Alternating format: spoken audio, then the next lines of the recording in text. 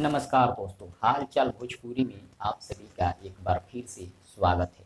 दोस्तों, hit machine trending star Khesari Lal Yadav एक बार फिर से एक नया रिकॉर्ड बनाए हैं। मात्र 3 मिनट में 12,000 व्यू और 34,000 लाइक, 49,000 कमेंट आप लोग देख सकते हैं। हालांकि व्यू अपडेट नहीं हो रहा है, लेकिन आप लाइक देखकर अंदाज़ा लगा सकते हैं। मात्र 3 मिनट में 34,000 लाइक, 12,000 व्यू, 49,000 कमेंट और 1 घंटा में 5.5 लाख से ऊपर व्यू और लाइक आप देख सकते हैं। उसके अलावा आप कमेंट भी देख सकते हैं 90,000 से ऊपर।